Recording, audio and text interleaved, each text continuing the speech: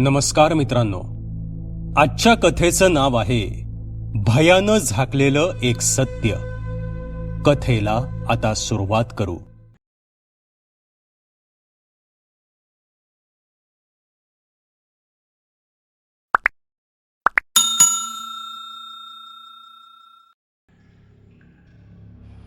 ती पौर्णिमेची रात्र होती.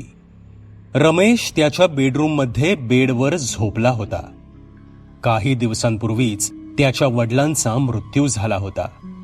त्यामुळे रमेश खूप दुःखी होता. रमेश एका दुर्गम भागातील एका खेड्यात राहायचा. रमेशचे घर शेतात होतं. एका रात्री जेव्हा रमेशचे वडील शौचास उसात गेले होते, तेव्हा दबा धरून बसलेल्या लांडग्यानं त्यांच्यावर हल्ला केला होता आणि त्यांच्या नरडीचा घोट घेतला होता. त्या नरभक्षक लांडग्याने त्यांच्या मानेचे सर्व मांस खाऊन टाकलं होतं. मानेत फक्त मानेचे हाडच शिल्लक राहिलं होतं. तसेच अंगावरचे मऊ मांस सुद्धा त्याने खाऊन टाकले होते. अंगावरची सर्व चामडी त्याने दाताने ओरबाडून खाल्ली होती. त्यामुळे बाकी राहिलं होतं ते त्यांचं बिना चमडीचं लाल भडक शरीर. खूप हिम्मत करून, काळीज घट्ट करून रमेशने त्यांच्या शरीराचे अंत्यसंस्कार केले होते. रमेशच्या आईचे निधन तर 4 वर्षांपूर्वीच झालं होतं आणि आता त्यातच त्याचे वडीलही त्याला सोडून गेले होते. आई वडिलांची सावली हरवल्यानं रमेश आता अनाथ झाला होता. तसे त्याचे वडील काही दिवसांपासूनच खूपच विचित्र वागत होते. ते सतत काहीही बरळत असायचे. पण होते तर त्याचे वडीलच ना, म्हणून रमेश त्यांच्या वागण्याकडे दुर्लक्ष करायचा. रमेश त्याच्या वडिलांविषयी विचार करत होता. त्याला त्यांची खूप जास्त आठवण येत होती. त्यांच्या विना घर सुनं सुनं वाटत होतं. रात्रीच्या वेळी ते रेडिओ ऐकायचे, पण आता मागील काही दिवसांपासून घरात रेडिओचा आवाज नव्हता. एकुलता एक मुलगा असल्यामुळे त्यांनी रमेशचे सर्व लाड पुरवले होते. त्यांच्या आठवणींनी त्याच्या डोळ्यात पाणी आलं. तेवढ्यात त्याची बायको सुचिता त्याच्यासाठी दुधाचा ग्लास घेऊन आली आणि रमेश तिच्या गळ्यात पडून मोठमोठ्यानं रडू लागला. त्याच्यासोबत सुचिता सुद्धा रडू लागली.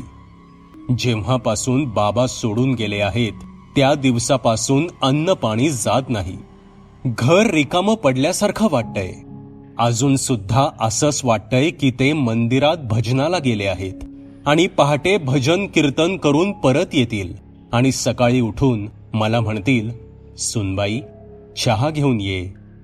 मला बाबांची खरंच खूप जास्त आठवण येतेय, सुची रडत रडत रमेशला म्हणाली.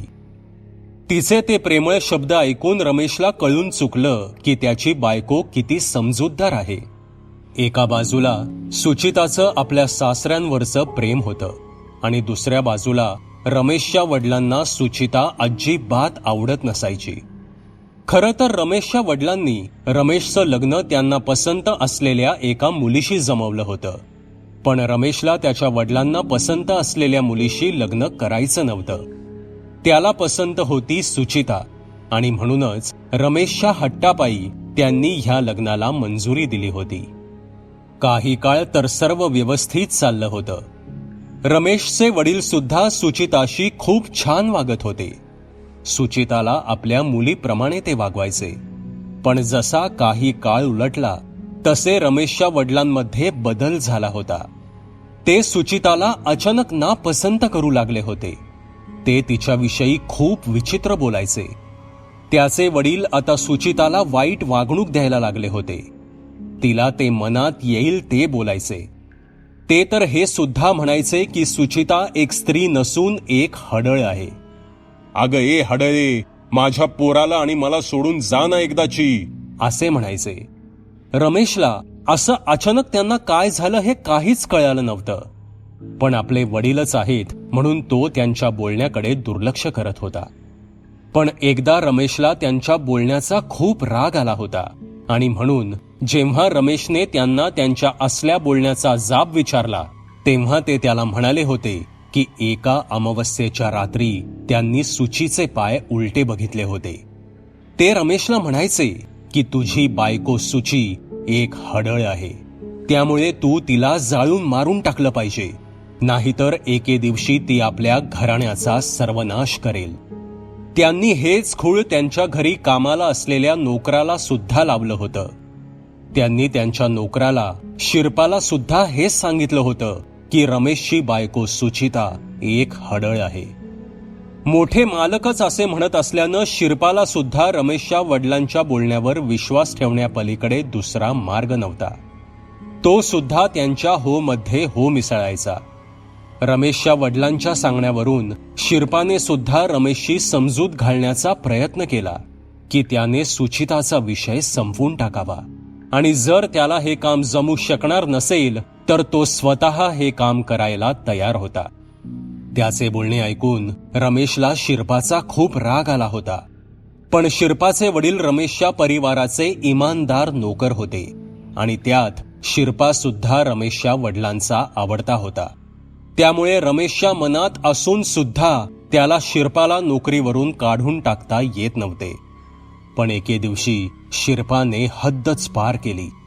घरात सुचिताला मिळत असलेल्या हलक्या वागणुकीचा फायदा घेऊन शिरपाने चक्क सुचिताचा हातच पकडला आणि तिच्यासोबत जबरदस्ती करायचा प्रयत्न केला, असे सुचिताकडून रमेशला समजले. त्या प्रसंगानंतर रमेशने शिरपाला चांगला चोप दिला आणि त्याला कामावरून हाकलून दिले. शिरपा म्हणत होता की त्याने काहीच केलेले नाही आणि सुचिताने त्याला फसवले आहे. रमेशच्या वडिलांनी सुद्धा रमेशला समजवण्याचा खूप प्रयत्न केला, पण रमेशने त्यांचे काहीही ऐकले नाही. रमेश आता त्याच्या वडिलांवर सुद्धा चिडला होता. त्यांचे वागणे त्याच्या सहनशक्तीच्या पलीकडे चालले होते. पण तरीही रमेश मनातल्या मनात राग दाबून होता. इकडे सुचिता मात्र शांत होती. ती कायम असं दाखवत होती की तिला रमेशच्या वडिलांच्या बोलण्याचं वाईट वाटत नाहीये, पण खरं तर हे होतं की ती एकट्यातच रडायची. ती रमेशच्या वडिलांना समजून घेत होती. ती कायम म्हणायची की ह्यात त्यांची काहीच चूक नाही. कदाचित वयानुसार ते असे विचित्र वागत असतील. अशा सर्व जुन्या आठवणी त्याच्या डोळ्यांसमोरून गेल्या. रात्र झाली होती. त्या रात्री रमेश दूध पिऊन झोपी गेला. पण जेव्हा रमेशचे डोळे उघडले तेव्हा रमेशला कळून चुकलं की तो घराच्या छतावर झोपला आहे आणि त्याचे दोन्ही हात दोरीने बांधले गेले आहेत. पौर्णिमेचा चंद्र पूर्णपणे उगवला होता आणि ठीक त्याच्या डोक्यावर होता. तोच रमेशने त्याच्या बायकोचा म्हणजेच सुचिताचा आवाज ऐकला. रमेशने सुचिताच्या आवाजाच्या दिशेनं बघितलं तर ती वर चंद्राकडे बघत होती. ती लाल साडी घालून, दागदागिने घालून सजली होती. तोच चंद्राच्या वर काळे ढग आले आणि त्या काळ्या ढगांनी चंद्राला झाकून टाकलं आणि सर्वत्र अंधार पसरला.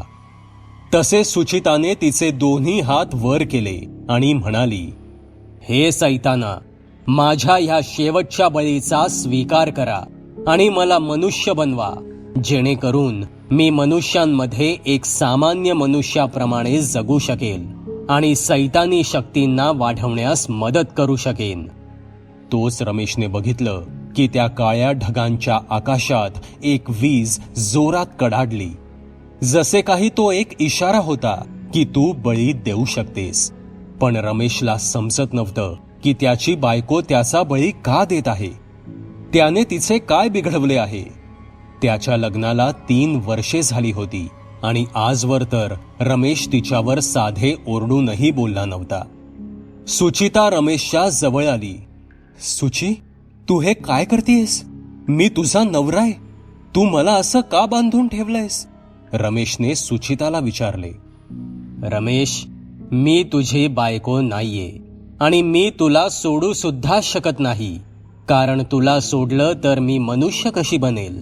सुचिता म्हणाली आणि तिने पुन्हा एकदा डोळे बंद करून हात जोडून आभाळाकडे बघितले. तिने काही मंत्र म्हटले आणि अचानक तिचे पाय उलटे झाले. तिची त्वचा काळपट आणि वृद्ध स्त्री सारखी सुरकुतलेली झाली. चेहरा मृत व्यक्तीसारखा निस्तेज झाला. केस लांब लचक आणि म्हातारी सारखे पांढरे झाले. हातापायांची नखे लांब लचक झाली. तिचे दात तोंडाच्या बाहेर आले. चेहरा अगदी कुरूप आणि सुरकुतलेला झाला. ती कमरेतून एखाद्या कोबड्यासारखी वाकली. हे बघून रमेशच्या अंगावर काटाच आला. भीतीने त्याचा घसा कोरडा पडला. ह्याचा अर्थ बाबा जे काही बोलत होते ते खरे होते. सुचिता खरंच एक हडळ आहे. पण हे कसं शक्य आहे? मला 3 वर्षांपासून ही गोष्ट समजली कशी नाही की माझी बायको मनुष्य नाही तर एक हडळ आहे. रमेश मनातल्या मनात बोलला. आता त्याला पूर्णपणे कळून चुकले होते की सुचिता एक हडळ आहे. पण तो काहीच करू शकत नव्हता, कारण त्याचे हातपाय दोरीने बांधले गेले होते. खूप प्रयत्न करूनही रमेश इंचभरही हालचाल करू शकत नव्हता. तोच सुची त्याच्या बाजूला येऊन बसली आणि तिने तोंडात बोट घालून उलटी करायला सुरू केली. तिच्या तोंडातून होणारा आवाज खूपच भयंकर वाटत होता. ती उलटी करून तिच्या पोटातून काहीतरी काढायचा प्रयत्न करत होती. तोच तिला रक्ताची उलटी झाली आणि तिच्या तोंडातून एक मोठी हाडासारखी वस्तू बाहेर आली. ते मोठे लांबट टोकदार हाड होते. ते चाकूसारखे वाटत होते. तो चाकू तिच्याच हाडापासून बनला होता. रमेशचे वडील त्याच्या आणि सुचिताच्या खोलीत ते दोघे नसताना गुपचूप यायचे आणि काहीतरी शोधायचे. ही गोष्ट एकदा सुचिताने बघितली होती आणि तिने रमेशला सांगितली सुद्धा होती की बाबा त्यांच्या खोलीत गुपचूप येऊन काहीतरी शोधतात. रमेशचे वडील त्याला म्हणाले होते की सुचिता कोणीतरी विचित्र स्त्री आहे. ती कदाचित हडळ आहे. तिच्यापासून आपल्या सगळ्यांना धोका आहे. ती तुझा जीव घेण्याची शक्यता आहे. ती तुला मारण्यासाठी नक्कीच हाडाचा चाकू वापरेल, जो की तिच्याच अस्थींचा बनलेला असेल. आणि रमेशचे वडील त्यांच्या खोलीत तोच अस्थींचा चाकू शोधायचे, जेणेकरून ते तो अस्थींचा चाकू जाळून नष्ट करू शकतील आणि त्यानंतर सुची रमेशचा बळी चढवू शकणार नाही. कारण हडळीला जेव्हा बळी द्यायचा असतो तेव्हा तो बळी फक्त तिच्या अस्थींच्या चाकूनेच दिला जाऊ शकतो, असे रमेशचे वडील म्हणायचे. सुचीने चाकू हातात पकडून डोळे बंद करून मंत्र पुटपुटायला सुरुवात केली. सुची, सोड मला.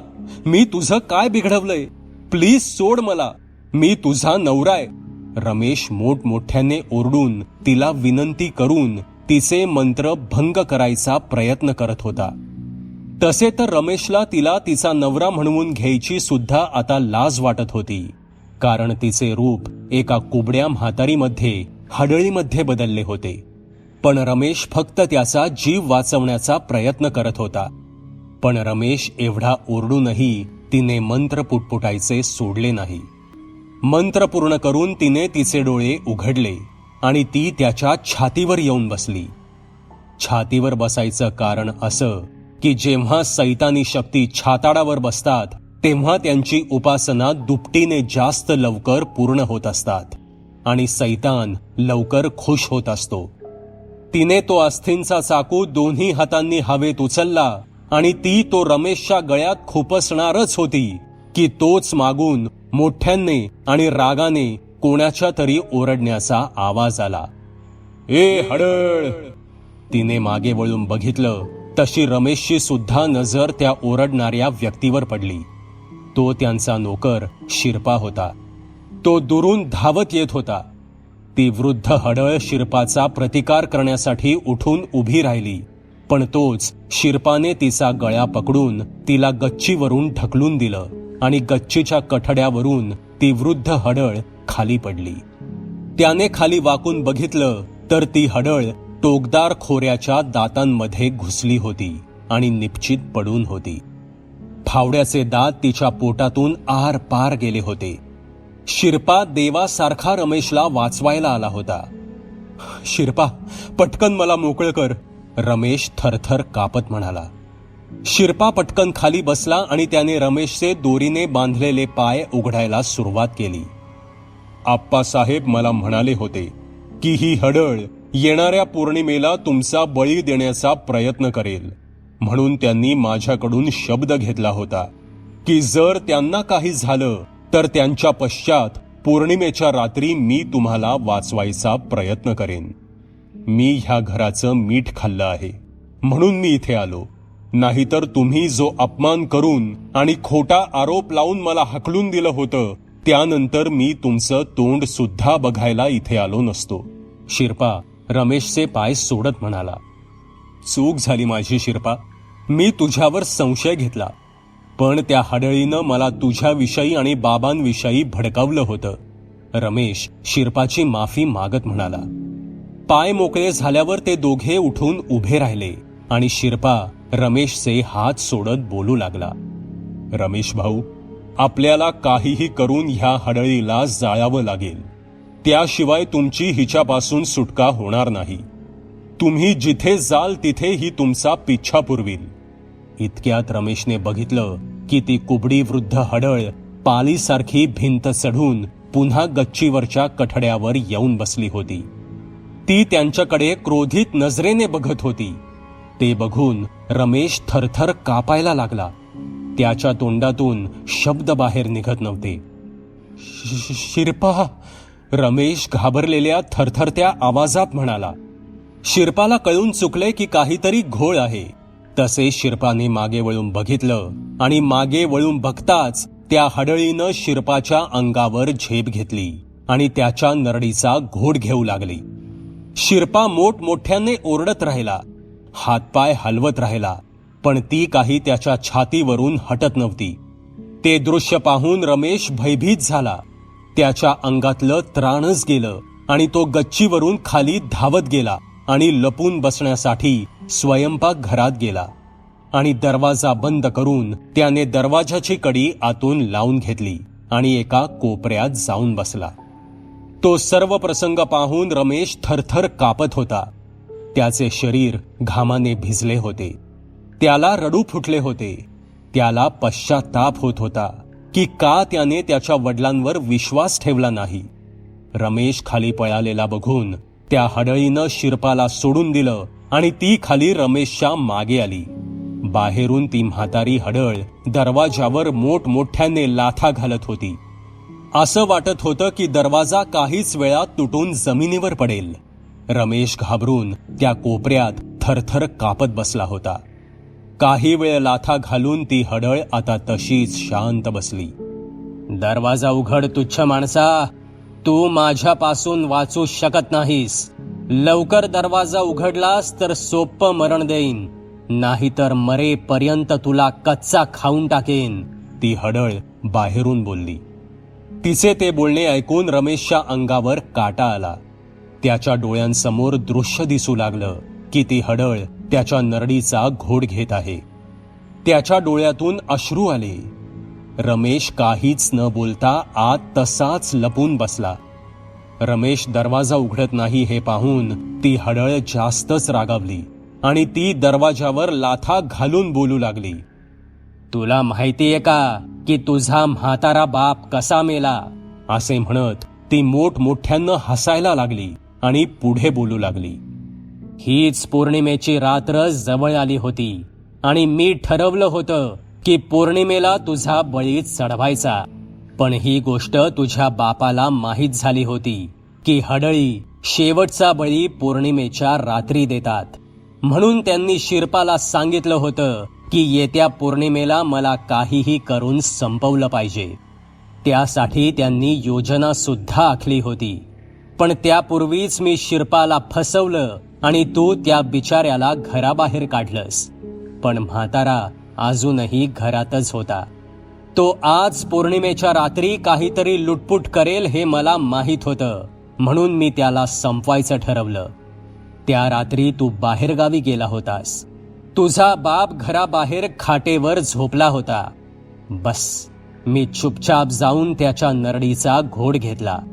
त्यानंतर त्याच्या शरीराचे मऊ मऊ मांस मी निवडून निवडून काढलं. त्याची चमडी मी माझ्या नखांनी सोलून काढली. असं म्हणत ती पुन्हा एकदा मोठमोठ्यानं हसू लागली.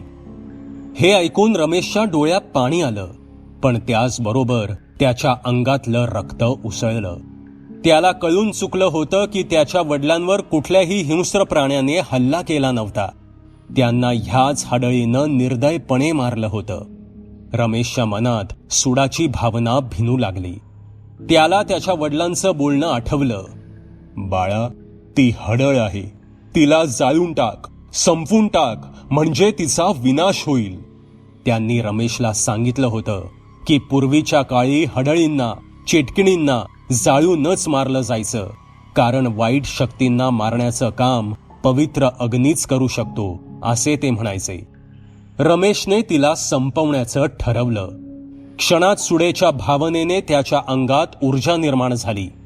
काही वेळापूर्वी भिवून एका कोपऱ्यात बसलेला रमेश उठून उभा राहिला. रमेशने स्वतःचे डोळे पुसले. आता ही वेळ रडायची नव्हती. रडायची वेळ आता त्या हडळीची होती. तिला तिच्या कर्मांची किंमत मोजावी लागणार होती. तिला संपवण्यासाठी रमेशने तिला पेटवून मारायचं ठरवलं. तोच त्याची नजर स्वयंपाकघरातील कोठीकडे गेली. ती लोखंडी कोठी मोठी आणि मजबूत होती. त्या कोठीला बघून त्याच्या डोक्यात एक योजना आली. रमेशने घरातल्या सिलेंडरचा गॅस सोडला. गॅस लवकर सुटावा म्हणून रमेशने त्या सिलेंडरवर कुदळ मारली. सिलेंडरला थोडी भेग पडली आणि त्यातील गॅस वेगानं बाहेर निघू लागला.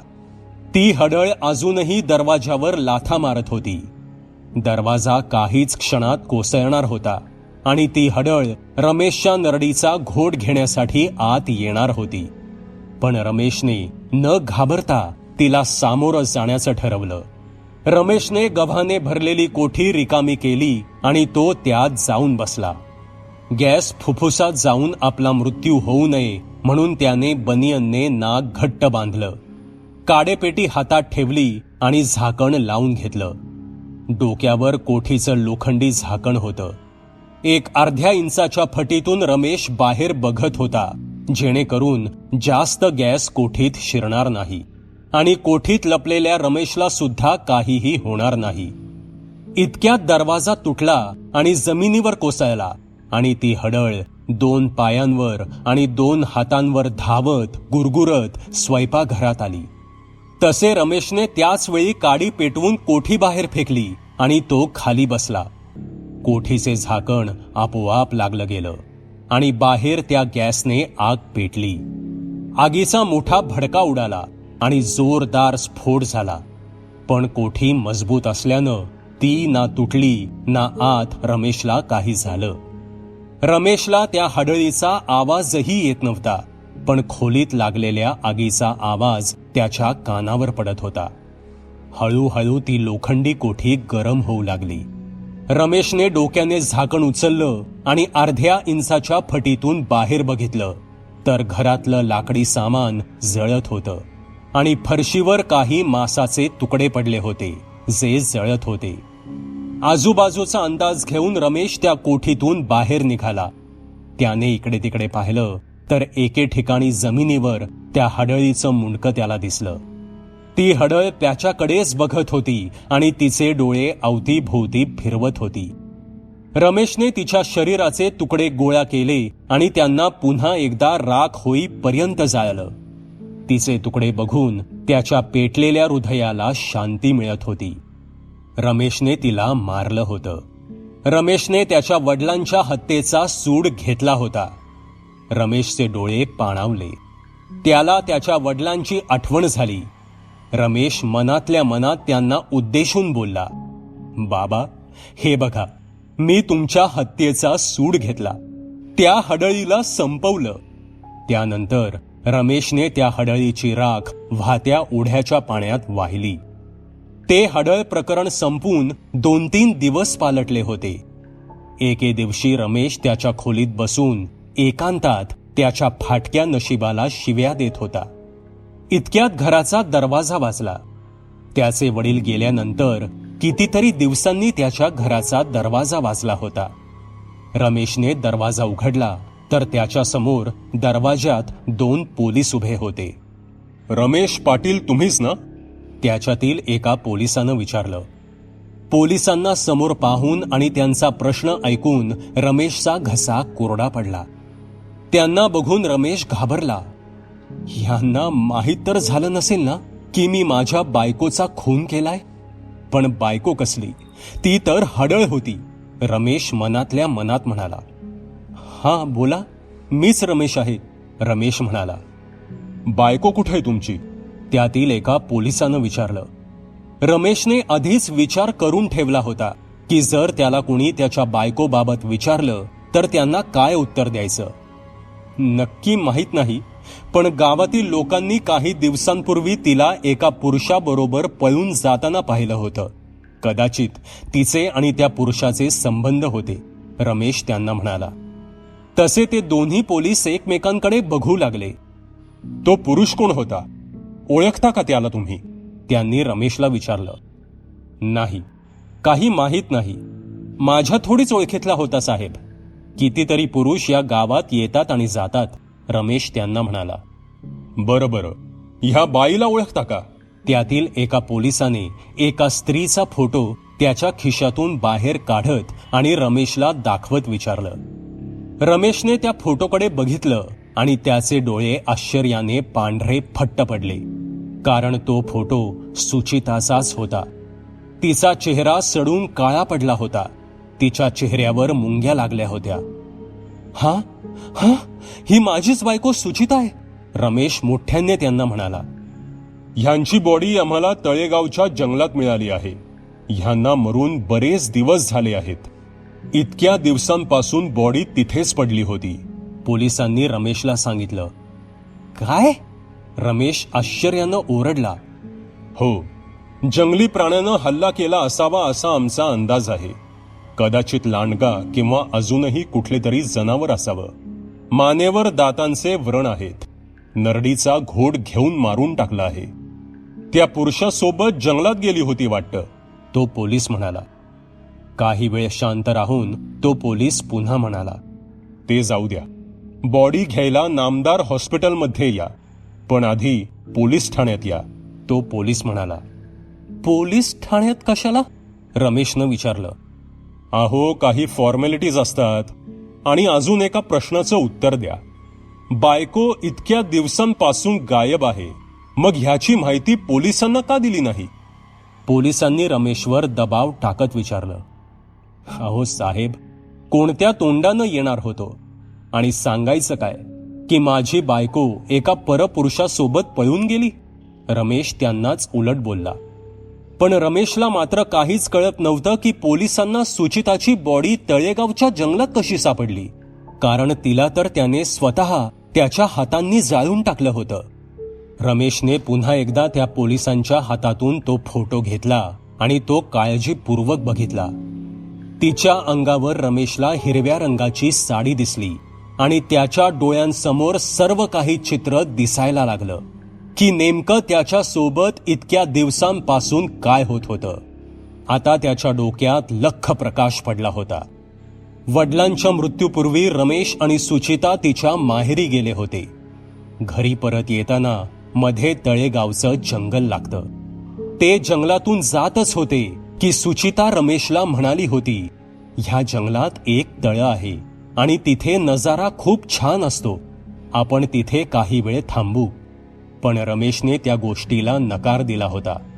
पण तिने हट्ट केल्यामुळे त्याने गाडी रस्त्याच्या कडेला थांबवली होती आणि गाडी लावून ते आत तळ्याकडे गेले होते. पण इतक्यात रमेशला फोन आला होता, पण अचानक तो कट झाला होता. रमेशने आलेल्या फोनवर पुन्हा फोन करायचा प्रयत्न केला होता, पण रेंज नसल्यामुळे फोन लागला नव्हता. त्यामुळे रमेश इकडे तिकडे फिरून कुठे रेंज मिळते का ते बघत होता. पण जेव्हा त्याची नजर पुन्हा तळ्याकडे गेली तेव्हा तिथे सुचिता नव्हती. रमेशने तिला हाका सुद्धा मारल्या होत्या, पण तिच्याकडून कुठलाच प्रतिसाद मिळाला नव्हता. रमेश थोडा घाबरलाच होता. रमेशने तिचा शोध सुरू केला होता. तसे अचानक ती त्याच्या समोर आली. अशी अचानक ती समोर आल्यानं रमेश घाबरला होता. तिने सांगितलं की ती त्याची मस्करी करत होती. रमेश तिच्यावर तेव्हा रागवला होता आणि मग तीही त्याच्यावर रागवली होती आणि त्यांच्यात भांडण झालं होतं. बस, त्या दिवसांनंतरच ती जरा विचित्रच वागायला लागली होती. रमेशला तिचे वागणे काहीसे वेगळेच वाटत होते आणि त्यातच त्याचे वडील सुद्धा म्हणायला लागले होते की सुचिता एक हडळ आहे. म्हणजे नक्कीच त्या दिवशी त्या जंगलात आपल्या खऱ्या बायकोसोबत सुचितासोबत काहीतरी झालं होतं आणि जी सुचिता रमेश सोबत आली होती ती सुचिता नव्हतीच, तर ती एक हडळच होती. त्या दिवशी त्या हडळीने रमेश फोनमध्ये गुंतला असताना सुचितावर झडप मारून तिच्या नरडीचा घोट घेतला होता आणि स्वतः त्याची बायको बनून त्याच्या घरी आली होती.